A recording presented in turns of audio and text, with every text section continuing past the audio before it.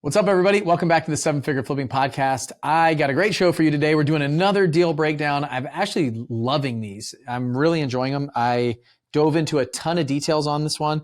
They were poised to make a lot of money on this house, but we broke down all the numbers. We showed like some catastrophe that happened, some issues, a ton of lessons learned. There was an escrow holdback tip that I think is a gold mine in here. So make sure that you listen to this entire thing because it's full of like tips, tricks, strategies, so you can make the most money on your flips. And as a wholesaler, if you understand this stuff, you'll understand how the rehabbers and flippers are thinking. And you need to know their numbers. You need to understand that so you can make sure that you find them the best deals so you can make the most money possible. I hope you guys enjoyed this one. My name is Bill Allen, and I'm the leader of a group of elite house flippers and wholesalers called Seven Figure Flipping. We don't brag or show off our success, but instead let integrity and stewardship be our guide. We are dedicated to helping people unlock the freedom they desperately need. If you ask other real estate investors, they will say to keep your secrets quiet. But we believe in abundance, not scarcity, and that's why we are the elite. We are Seven Figure Flipping, and this podcast is our playbook. What's going on? I've got a great show today. We're going through these deal breakdowns, and I've really been enjoying myself. I hope you've been enjoying it. If you have been enjoying it, let me know. Shoot me an email, info@sevenfigureflipping.com. Respond to the email that you got. Let me know in the YouTube comments, wherever you're watching this. If you want more of these, if there's something else that you're looking for or why you came here or how we can help. But I'm enjoying these deal breakdowns because every single one of them is different, and there's little tips and tricks and coaching and things that come up. There's just gold mine of advice that I've seen over the past few weeks of doing this. So I got another one today, and it's from Florida. It's a deal from Florida, and we have a couple that's in our program right now that have done some really cool things, and they're going to talk through one of their deals. So today I have Nick and Tiffany Wynohradnyk on the show. And I cannot spell that, but I think I just said it right. How'd I do? You did, Bill. Good job. You did great. Yay! I only legitimately had to practice like maybe, I don't know, 7 or 8 times before I said it on the air. So I did okay? You did. You're coachable. Yep. I like to think that that's a success trait, is being coachable.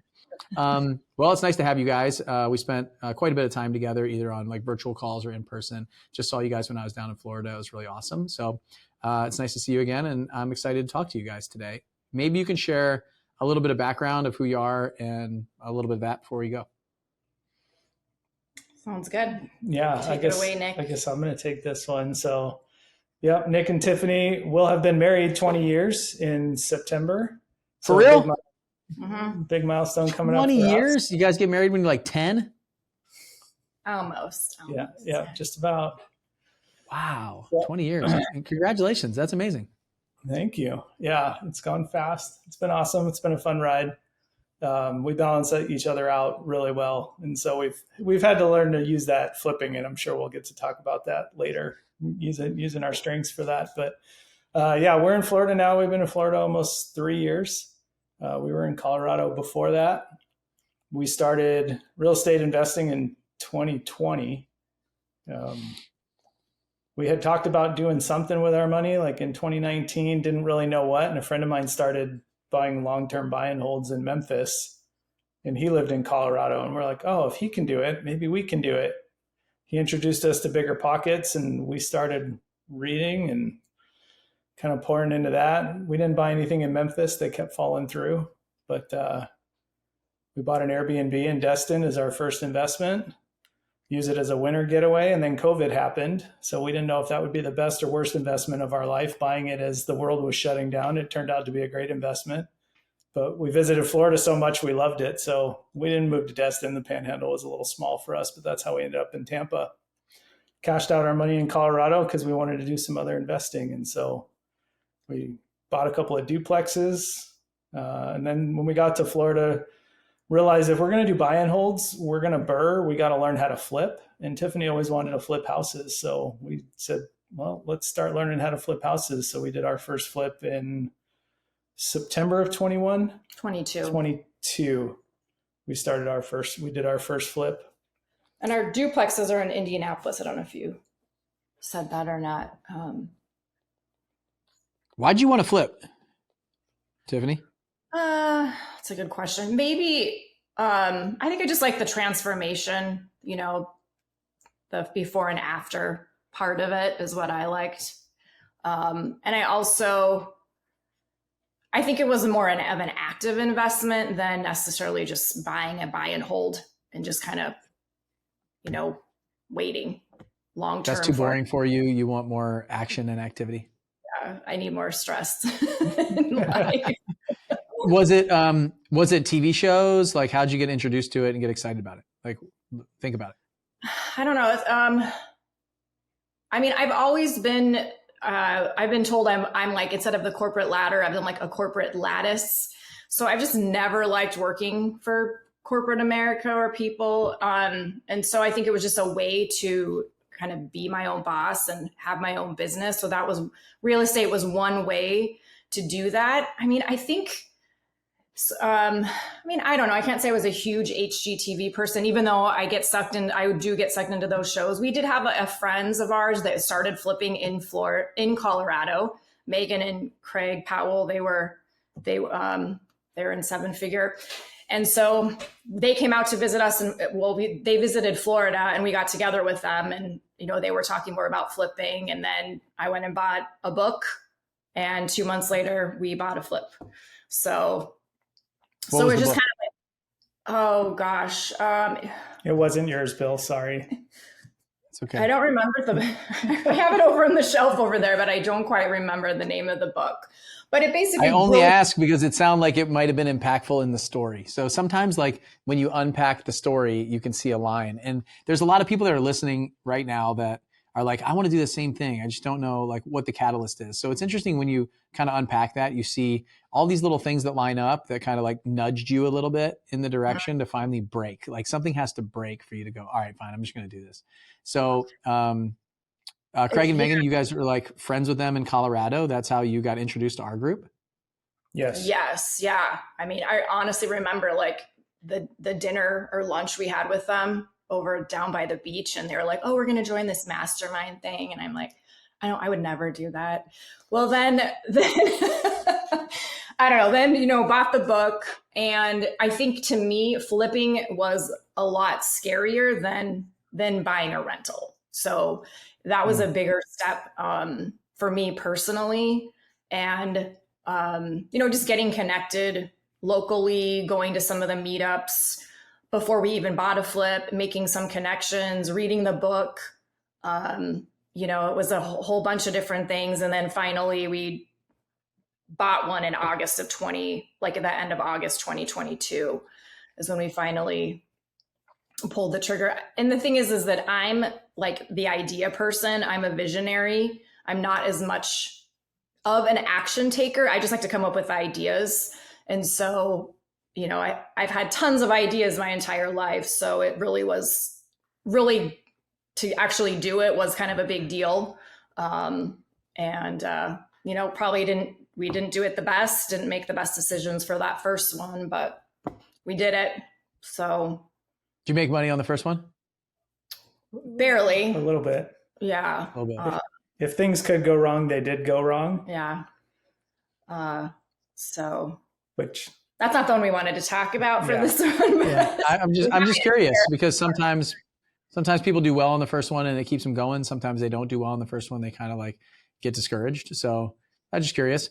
How'd you go from I would never do something like that to, we need to join a coaching program or a mastermind?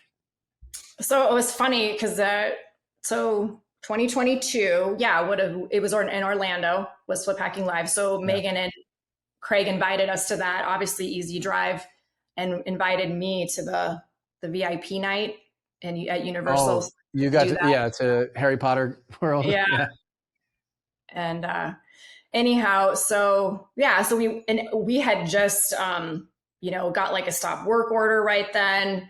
We were just having all these problems with our contractors, and we're going to this Flip Hacking Live thing. And then, at the end of the event, Nick was like, I know you want to go. I know you want to join. And he was kind of the person that pushed us, to do that. And then we signed up, and we figured that if anybody's going to help us, it would be the group. And in the middle of the mess that, we found ourselves in at that time. Prior to buying that flip, I had just read Rich Dad, Poor Dad.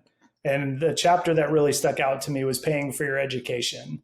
Like that was just screaming loud in my head. And so I read that. And I'm like, okay, we're going to flip this house. We're going to learn. We're just going to pay for our education. And so on the heels of that, we went to Flip Hacking Live and just getting exposure to the people and hearing people that had just started and where they had been. It was like, okay, you can pay for your education experience, or you can pay for your education in things like a mastermind. And I just saw a lot of value in doing that. So it tied them together really well for me to say, okay, we can learn how to do this quicker, better.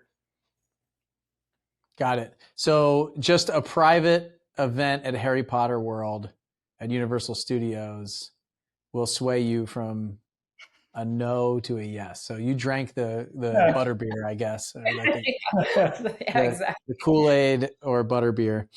Cool. Let's talk about the deal. You guys ready? Yeah. All right. So this is a flip that you were buying? Mm-hmm. Okay, cool. So how'd you find it? Like, how did it come about? So we found this one, and this was our second flip. We call it Buddies, and we can tell you why. But we bought it from a wholesaler. That's how we found this one, and that was our second flip. So. Okay, so the first one you made a bunch of mistakes. It sounds like if anything could go wrong, it did go wrong. You made a little bit of money. You right after buying it, you kind of joined Seven Figure Runway, and then you got that. Was that one done? Did you finish that one before you bought this one? Yes. Okay, cool. So how'd you get on the wholesalers list? Let's talk about that. Like, what would you recommend to people who are flippers that are working with wholesalers? Like, what was that process like? Give me some tips on that. So getting on wholesalers list, like this specific wholesaler, I don't quite remember, but I know that a lot of them through Facebook groups will join wholesaler Facebook groups, local groups, and get on their list. Like through Investor Lift. If you go on Investor Lift and just by looking at the listing, they can contact you. So I would contact wholesalers through that list, and then through local meetup groups, I would get on their list. And I think cool. So Investor Lift is a software platform that wholesalers use to dispose of their properties, to sell them. Do you have to have a membership, like pay for the software to be able to see them all? No. Okay. So as the flippers, you can just see things that are listed on there, and then you can reach out to those wholesalers directly to say, hey, can you add me to your list? Can you send me what you got? Those kind of things. Correct. Yes. Cool. That's a good tip. All right. So how many deals did you have to look at before you found this one? Like, were you looking at tons of deals from wholesalers? What was that like? Yeah, I want to say because of the first one, we, learned a lot from that one and didn't want to make the same mistakes so I feel like I was a little bit more strict with this particular deal. And so just really wanting my numbers to be more solid than the first one. And this particular one, I believe the price, I think the wholesale price started at like $240. And, I was following it for a bit, and then they weren't selling it. So I went and looked at it, and I ended up offering them, I think I offered them $210, and we settled on $215. So so they were asking $240. They sent it out. You were watching it. Maybe they sent it out again, or it was still available, and you're like, maybe there's an opportunity here. You went and looked at it, and then offered $210. And so you looked at it, even though they were asking $240, you went and looked at it anyway. I think by that time they had lowered the price to $220. So I kept watching it. And then, went to go look at it. And I figured, I don't know. And again, that's a little bit newer in our journey. I figured, you know what, I'll show them the interest I have in it. I went there, and then I went to Kiavi, got the proof of funds, and I sent that to him, and I said, here's my offer. Here's the proof of funds, whatever, $210. And they came back at $215. So. Got it. Did Nick just write you a note? I did, because she's missing. So we sold that first flip in January, and we didn't get this one till April. Oh. So she made a lot of offers in this 3-month period. I don't know if you remember how many, but we were making a lot of offers, but at very, very conservative prices because we wanted to make sure there was big margin. Yeah. What can you define a lot of offers? I don't know, maybe 10 a week. I mean, that doesn't seem like a whole lot, but I would say. Well, it doesn't seem like a lot to you now, but it might have seemed like a lot to you then. Right. So I would say at least 5 to 10, which, I mean, I've even been told that's, you should be offering more than that, but that's about. Last night I spoke to a RIA group and I said, raise your hand. There was 80 people there. I said, raise your hand if you're making more than 10 offers a week. And 2 people raised their hand in the whole room. And I said, these are the only 2 people that are going to get deals. The rest of you are going to fail. You're not going to get deals. If you do, it'll be lucky. And they're like, how many should we make? I was like, more than 10, as many as you can. Mm-hmm. Like the only way you get deals is that way. So yeah, in the beginning you think like, cause it's just like, oh my gosh, like what if they say yes? And you send 5 of them out and you're freaking out. So like doing 1 or 2 is a big deal. And then you kind of you get more reps, you get kind of numb to it. You send out 20, 30 a week. It's not a big deal. And that's the game it's a volume game. Yeah. So, and then you were making really conservative offers. So sometimes it's like conservative. So conservative ARV, conservative rehab costs, conservative holding costs. And next thing you know, your offer is so low that it's just like, it's never going to happen. So you got to kind of dial in that conservativeness, if you will, to make sure that you're still competitive. Right. And so that you probably realize that throughout, like looking back now, it's like, oh man, like 3 months, we were just like, now it's an $80,000 profit margin. And if anything happens, it goes down to 40. And so I talked about that on one of the last episodes that I did is you just, go back to that place of like, we're cool to learn. We're cool to learn for 30 or 40K. So if it ends up at 25 or 30, or 10 or 15, we're making money to continue to learn. So that's the thing that I think a lot of people forget about. When the first one, they're like, I'm cool to learn. And they make 10K and they're like, oh, that was so painful. And the next time they're like, I have to make 50K. And you go so far to the other side of the pendulum, you don't get a deal for a while. I did that forever. Like I was like, I only will do a deal if I make 50K or more. And I just did 0 deals for like 6 months. So I think that's exactly what happened. It was like kind of some of the fear or issues we had with the first one that I was like, this can't happen again. So you kind of, swing the pendulum. So yeah, we still struggle with that now. Yeah, sometimes. Yeah, but like you're getting better and better and better every time. And every time that something goes wrong, you're learning from it. And I know it can be painful in the time, but eventually you're going to get to that place of like, nothing can hurt you. Like you get it dialed in and you have a $20,000 deal, you have a $60,000 deal, and you just keep going. And so the thing that I think that everybody can glean from this and like learn from is to like find that middle ground in what you're doing. So if you had, a really big deal, like in my case, I made 45K and I was like, oh, why would I make 25,000? And so I was only looking for like 45K or more, 50K or more. And just everything was getting shot down. Like my numbers were so far off. It was just like disrespectful to the point that it was actually disrespectful. Not like disrespectful to the point that you're running a business and you have to make money. And sometimes people get offended by the offer. This is like so low that it was like, if they lower the price by 30K on the MLS, they'll get, 10 offers that are higher than mine. So, and then if you don't make money or you make a little amount of money, don't swing it so far that it also has to be a huge profit. So like, don't forget about how you felt before you started that first one, and take the lessons that you learned from it and get a little bit better. So, okay, cool. So you made an offer 210, they took it at 215. When you looked at this property, what did you think the ARV was going to be? So don't tell me what you actually sold it for. I want to like get there. So I want to know what you thought it was going to be, and then same with the rehab costs. We're going to go down that road. Okay. So what did you think the ARV was going to be when you bought it? So because I was being very conservative, I thought it was going to be 365. 365K. So that was the anticipated ARV. And then how much did you think the rehab cost was going to be on it? I think about 60. 60K.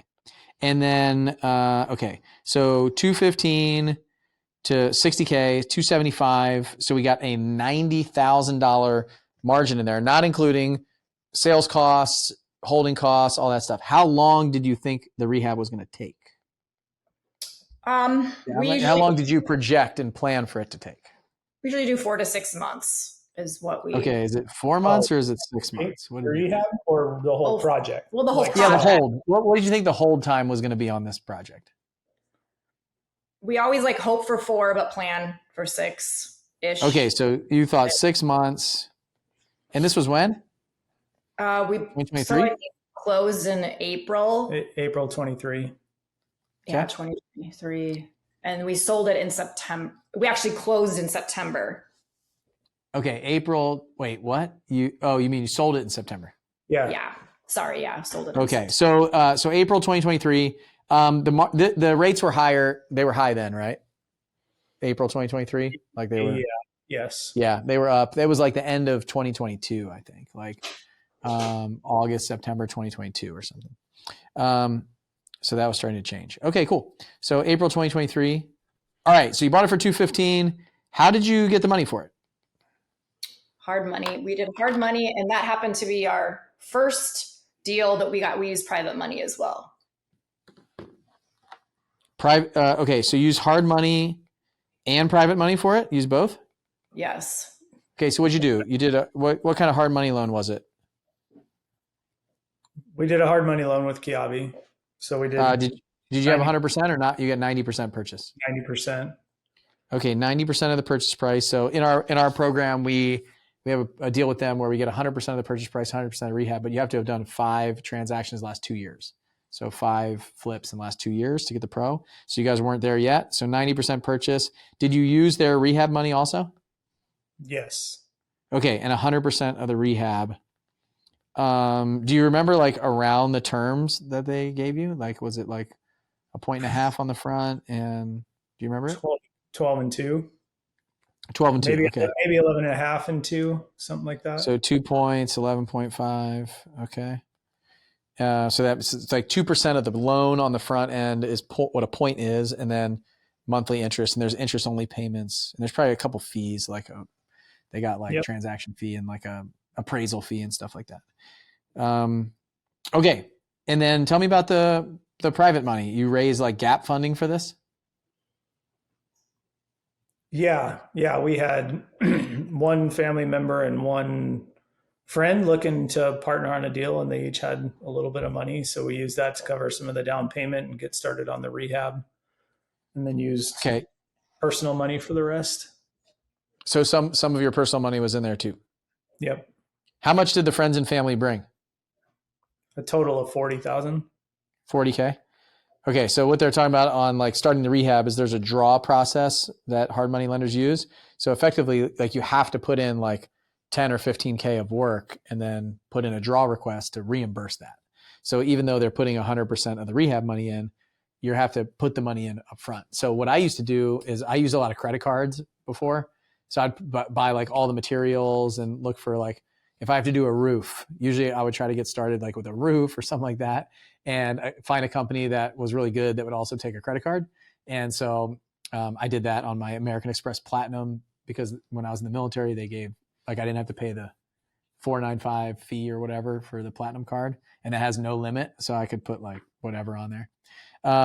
So I did that for a while, and there's like 0% interest credit cards. Like I set that up with Home Depot. Sometimes you get a net 30 with some of these folks, things like that I would try to do when I didn't want to put a lot of my money in, just as tips for people that are listening. Okay. So started that rehab, private money. And then, how did you find, like, tell me about the contractor. What did any problems come up on the purchase, on the hard money loan, finding contractors, any of that stuff? Was it pretty smooth? Nothing on the purchase. This particular owner had a 2-week hold back. Yeah, hold back post possession. So he wasn't quite out in 2 weeks. So you bought the house and you let him stay in there for 2 weeks before he got out. Yeah. Why did you do that? It was part of the agreement to purchase it. So we agreed to. But he wanted to stay in there. Why did he want to do that? He needed the money to find another living arrangement. He was behind on the mortgage. I think it was his wife that had passed, left the house. He couldn't make payments. It was getting into some situation like that he couldn't afford to keep up with it. I think he just needed the money to purchase something else is what I really think. And, yeah. So a lot of times this happens. I've done this so many times. So how did you guys protect yourself if he wasn't out in 2 weeks? Title held money at closing that if you how much? And he, 15,000. Yeah, I think it was 15,000. Whose idea was that? That was part of the contract. That was part of the contract with the wholesaler, and he wasn't out. The wholesaler negotiated that already. You walked into it. Yeah, it's great. I'm glad they did that because a really good wholesaler will know how to do that. A bad one won't. And the big risk that you have, just for anybody out there who's doing this and let somebody stay, is it's their house, right? You just bought it. They're still in the house. And you would think, oh, okay, I own the house, so I'm just going to evict them. Well, a court is not going to look at it like an eviction. It's going to look at it like an ejection, which is really hard for a judge to kick somebody out. In Florida, it might happen. In Texas, it might happen. It's definitely not happening in California, New York, Kentucky, probably I hate to put the colors on there, but a little bit more of the blue states. So there are certain states that it's just not really going to fly at all. And even in Florida, it might be hard to get him out. And he could stay there for a long period of time and just sit there and not move his stuff out, and you're stuck. Now you're paying the hard money loans. You own the property. It's not your taxes, your insurance, all that stuff is happening. So there's a couple things that I would do. Number one, I would tell your insurance company that this is happening. So when you put insurance on it, there's somebody living in the house. It's not a builder's risk policy where there's nobody in there where it's vacant. So you have to be careful with that. If the guy lights the house on fire in those 2 weeks and you have a builder's risk policy, you could be in big trouble because there's not supposed to be somebody living in there. So something to think about for a flipper that buys something like this where they stay in there for a few weeks. The other one is what they did, which is called an escrow holdback. So it's actually holding money in escrow that this person is motivated to get out. And you can actually build in penalties if they're not out in time. So if the guy goes, like maybe you hold back 25,000, and I try to hold back enough money where it's painful for them not to get it. Not like, oh, let's hold back 5K because that'll pay for and to get that money is a challenge too, just because it's an escrow. Now, what I try to do is I say, all right, you're in there for 2 weeks. That's cool. I'll hold back 25K. If you stay an extra week, now I get 5K. You stay an extra week, another 5K comes to me. So I'm forcing them out with painful payments that are all documented in the contract that they sign and notarize.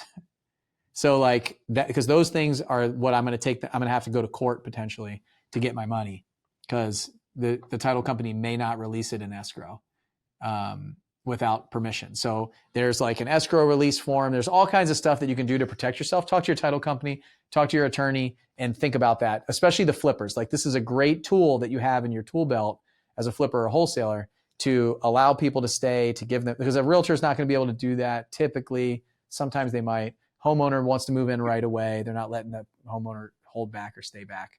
And so all that stuff is some tips that I have for this. I'm glad it came up because I don't know that I've ever talked about that on the podcast either, is like escrow holdbacks, what it is and how to protect yourself. Because I just think through, like, we're doing all these simulations with you guys. I did one with you guys. It's like, let's think through the problems that could come up. What happens if it catches on fire? What happens if the house floods with the person? What if the dude like runs his toilet and passes out and there's water in the whole house? What happens if he stays an extra 2 weeks? What happens if he never wants to get out? What happens if, I don't know, he doesn't find a place and it's just ticking, ticking, ticking. So I think through all of that stuff and protect myself up front.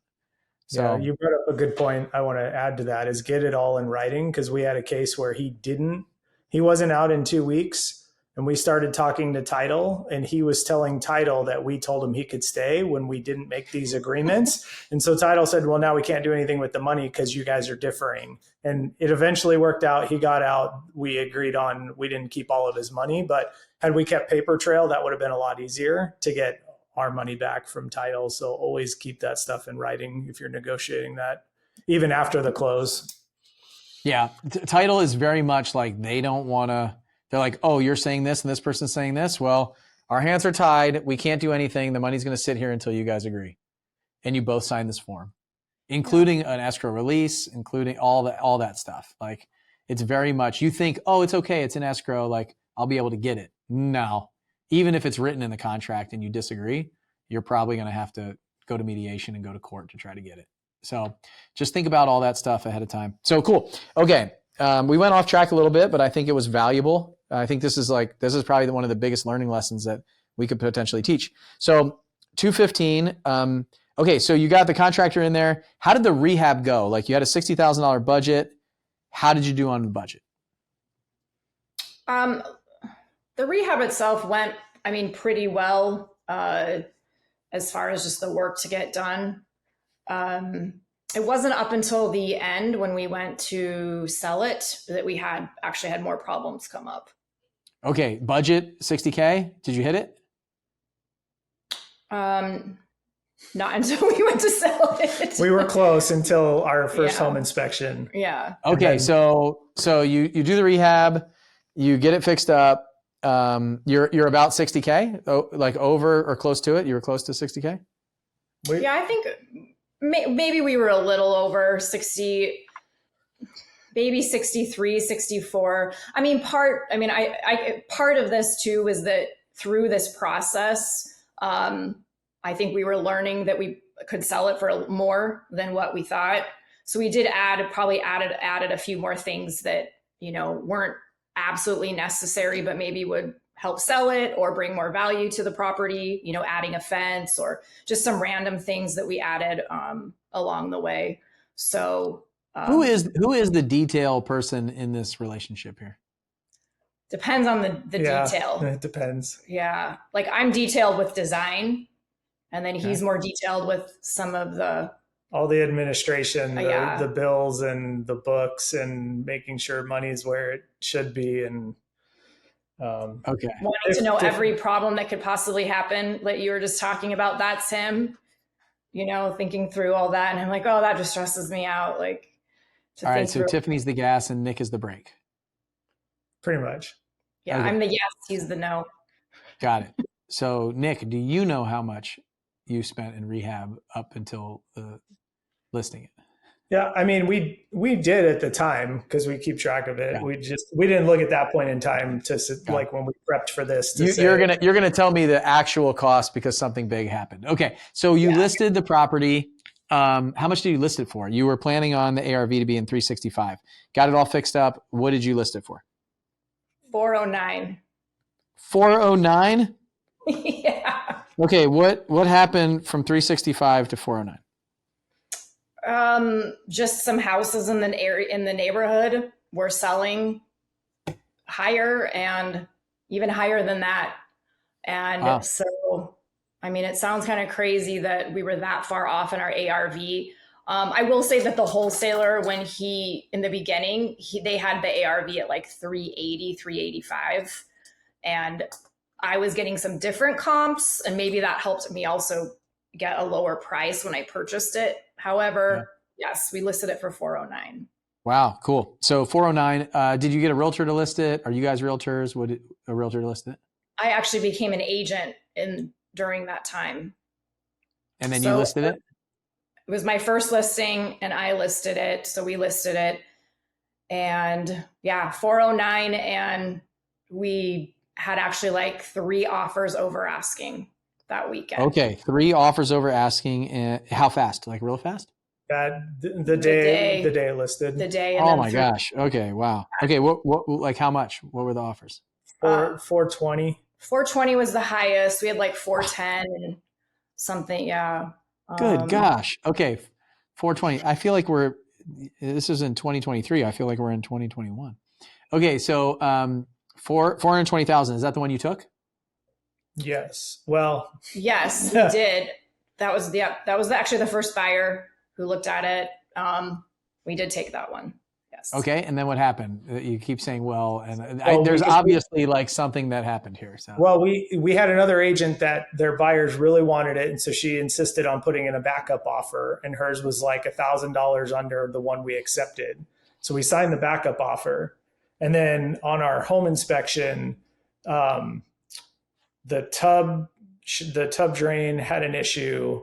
It backed up into the toilet, flooded the bathroom, water got in the kitchen. Sewage was coming up out of the toilet because it clogged the shower.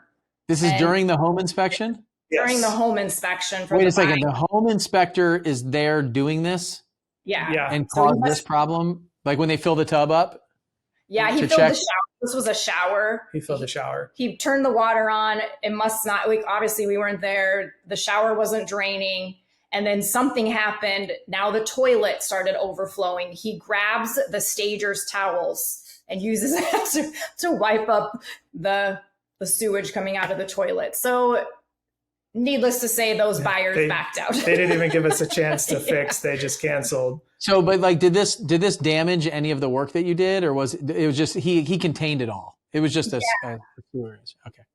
It was contained. It was contained. I was like, I would have been pissed if like it overflowed and he like flooded my hardwood floors and everything. I'd have been like, no, dude, we're using your liability insurance for this.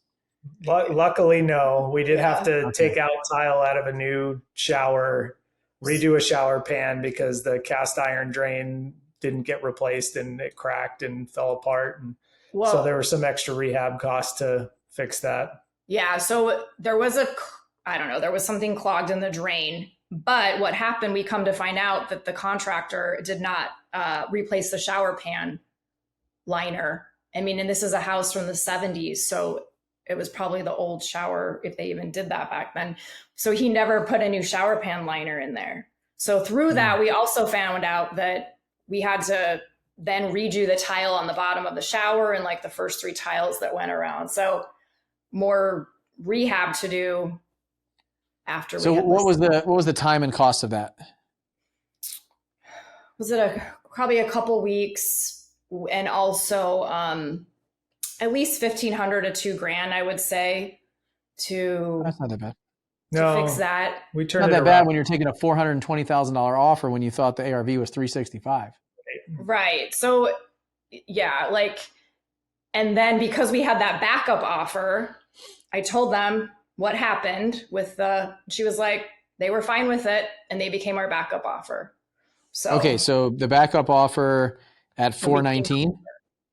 So I think we may have said that wrong. I feel like we were at $421 maybe with those first buyers because they had the escalation clause. Oh, okay. And then the backup offer came, I think it was $420. Something like that. Okay. We're So within 420K. Cool. So 420K, the backup offer came in. You guys fixed the tile, maybe like weeks in 2000. And then how'd the closing go? Smooth from then on?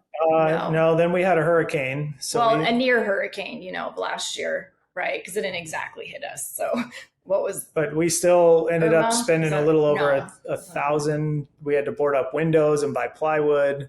Oh, yeah. And then we had put a new roof on this house, and a part of the flat roof leaked. And this was a couple days before closing. Long story short, we couldn't get the roofing contractor to own it. So we paid $5,000 to have a different roofer fix it in time for closing. So we ate another $5,000 on rehab to fix that. Well, and part of that too is that, here we are like ready to close. We had fixed the roof again. So we fixed the roof because the inspector didn't like it, even though it passed a city inspection. The home inspector didn't like it. And we're getting ready to close. Well, then the hurricane comes through. And because of the hurricane coming through, the lender now requires, obviously, the buyer to go back in and say nothing was damaged or whatever. And then again, we had the roof leak again. So the roof in that section was literally replaced 3 times, right? Because the first time they fixed it the second time, and then they literally had to replace it the third time. So this is all happening while we were under contract to sell it. So are we at like 70K in rehab at the end of all this? Yeah, I think we're like 72 is what we ended up. 72K.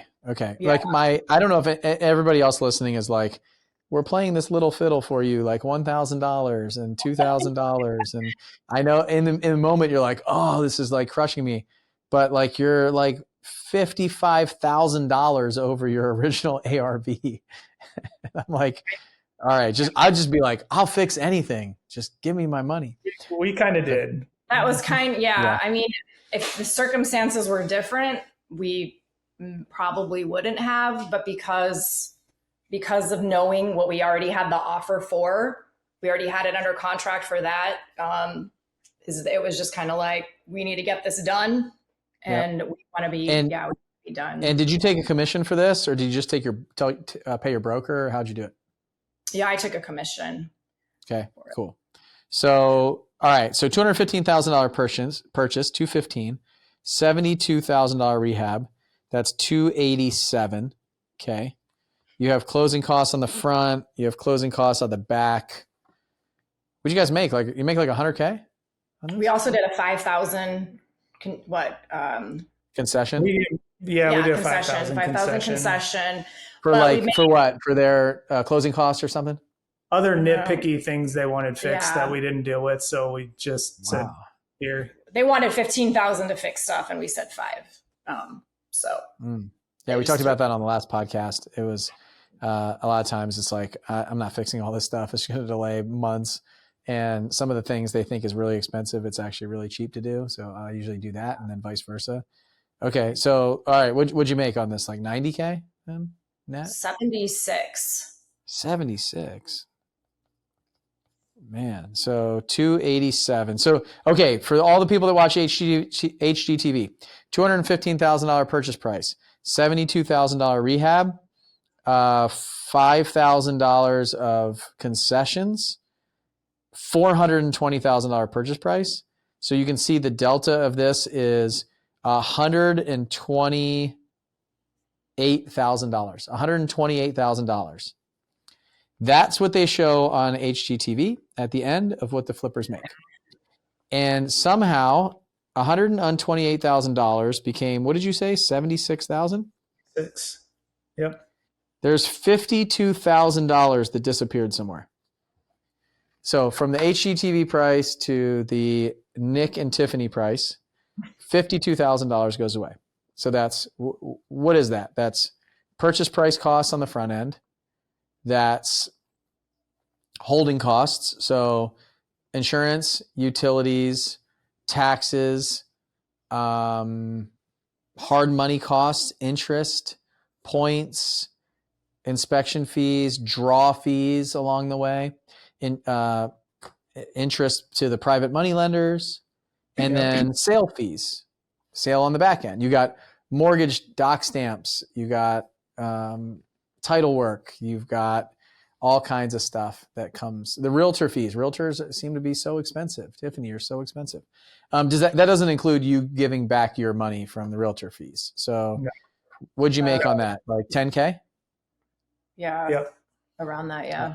After the broker's cost or something. So you're more like 86K, which sounds about right. I was like 90 if I didn't pay a realtor or reduce that cost. But okay, 76,000, 52 grand just disappears. And I don't want to like freak anybody out of like, oh, well, like everybody else gets paid and I don't. I mean, $76,000 is pretty good. However, if you sold it for $365 instead of $420, let's see, you probably would only made $30,000, maybe $35. Yeah.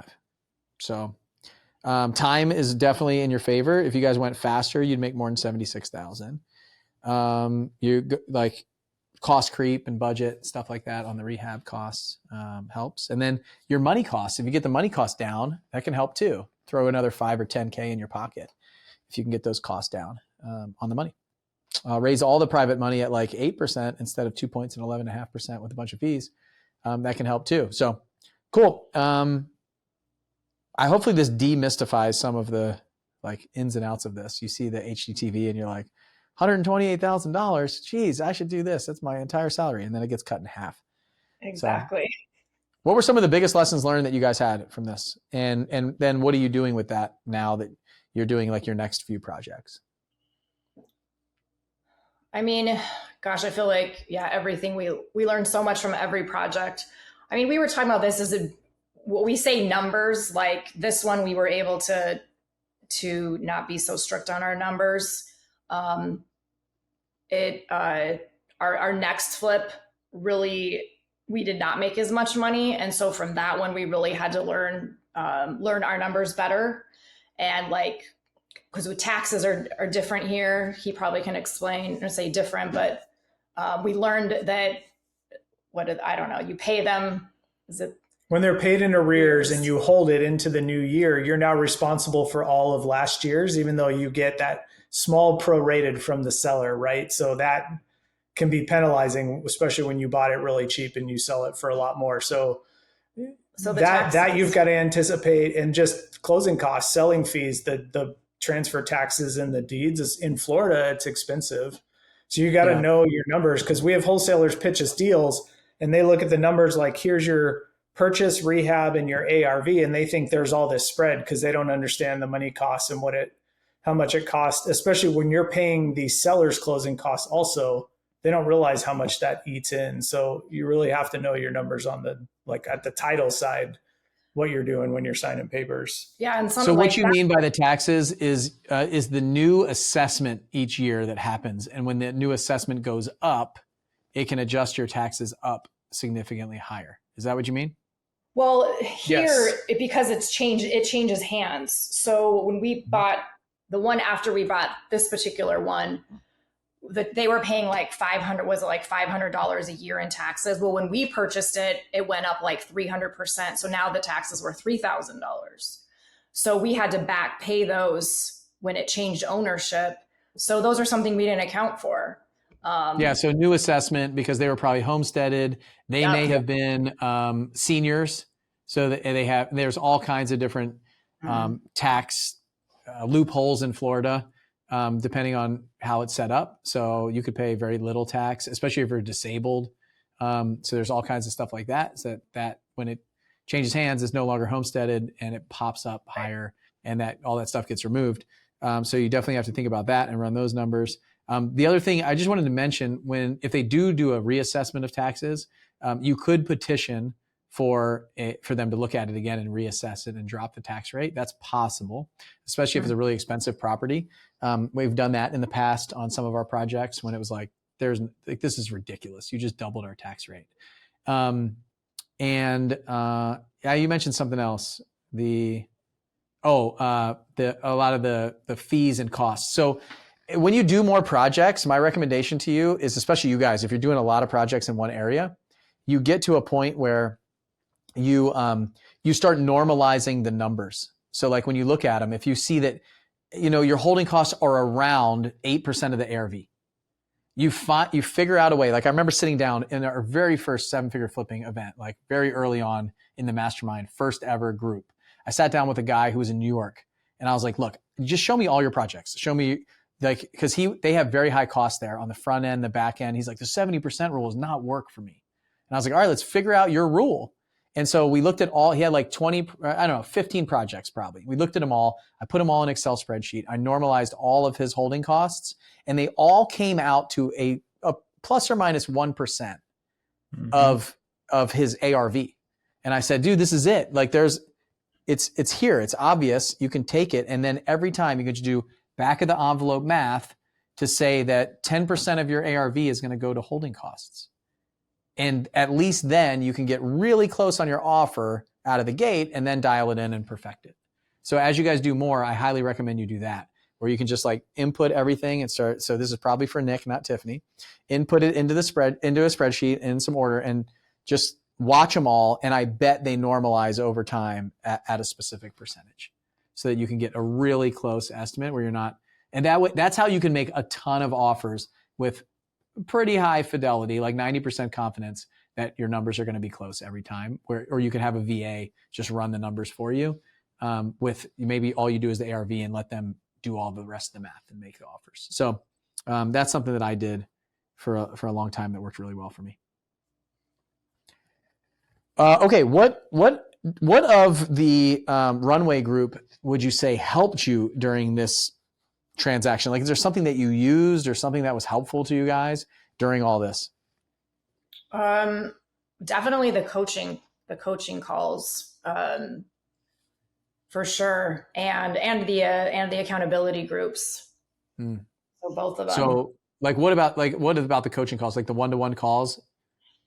Yeah, the one-to-one calls. I mean, especially in that first flip, I mean, there were just days that it was like, I just need to get through this day. I just need to get through this day. And then I would have a coaching call, and they were, it was like, they would help me through those next steps. So what do I need to do now? Like, or what I need to do next, or the next 3 steps I need to do.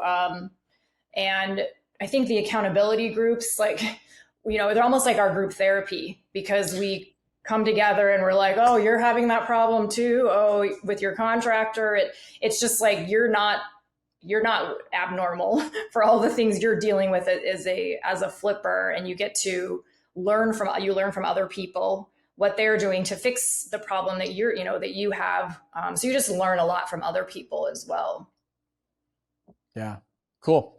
All right. What's next for you guys? And we have an audience, a lot of people that listen to the show. How can we help you?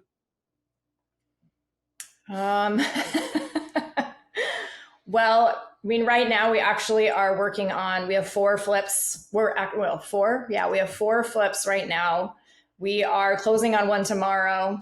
And so I don't know, prayer. Yeah. I guess it's like, we can do that. It's a whole different level of stress and learning new things that now you have multiple going. It's not just one thing happening at one flip. It's now 3 things happening at 3 different flips. So that sort of thing. I mean, I have to say we're always looking for deals, but I don't want to say but. Where do you want deals?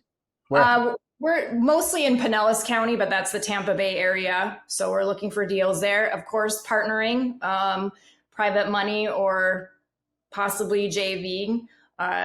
So that for sure. And I mean, I'm looking for contractors that show up. Okay. So if you're a contractor in the Pinellas area that shows up, that can get things done on time, and actually changes the shower pan when you ask to change the shower pan, when you bill somebody to change the shower pan, then reach out to Nick and Tiffany. How can they get a hold of you if you have deals in Pinellas County or money, like how should they reach out to you guys? I'll give my phone number. I would give my phone number out. It's 623-203-1976. And then on, we're Resident Revival on Facebook, and Resi Revival on Instagram. Nice. Cool.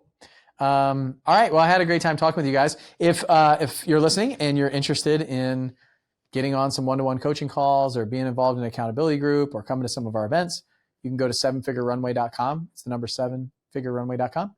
And if you're more advanced, like you're flipping 10 houses or more a year, wholesaling 10 houses or more a year, you're starting to scale, you want to hire some people, and to get out of the day-to-day, then our altitude group is probably better for you. But just go ahead and fill out an application there at 7-Figure Runway, and jump on a quick call with my staff, and we'll just kind of talk about where you are and where you want to be, and see if we can help. And maybe the book that Nick and Tiffany didn't read, or the podcast that they're on right now, is better for you. So you can stay there and just kind of start there and see how you go. So we're doing some really cool stuff coming up that I'm excited about. Like next week, Adam Whitney and I are doing a challenge for 2 hours a day for 5 days to really just dive in and drive traffic and leads, and just show the back inner workings of our business, and get on the phone and talk to some sellers, and just remove the mystical side of what this is, and just show you how easy it is to pull a list, how easy it is to skip trace somebody, how easy it is to pick up the phone and have a conversation with them, and just have a lot of fun. So if you're listening to this, it's probably past, but we're going to take it and do some replays and run it every few months. So I'm excited about that. So it might be something that's available then, but if you go to 7figurerunway.com, you can check all of that out, fill out an application, and just talk to us. You can respond to the email. You can comment here. You can, tag me on social media, or whatever you need to do to get a hold of us, and we'll be there for you if we can. So Nick and Tiffany, thanks for being here. I totally forgot how to pronounce your last name again. So we're just going to go to Nick and Tiffany, and it begins with a W and has a Y and lots of other letters in there. So half the alphabet. Give it to me one more time. Wynohradnyk. Wynohradnyk. Okay, I got it. How now, brown cow. All right. Great show. I had such a good time talking to you guys. I think that we uncovered like some really cool tips and tactics here. Escrow holdbacks was incredible.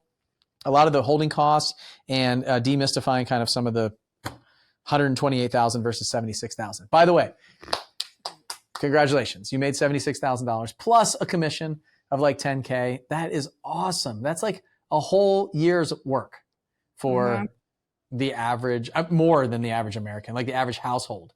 So really incredible. Don't forget that. And sometimes it's hard to see how far we've come when we're just looking forward. So it's really awesome. Like incredible deal. I don't think I've ever made that much on a flip myself. So awesome job. That's incredible. Keep doing it. And I'll see you guys on the next podcast. Bye. All righty, Bill. Thank you.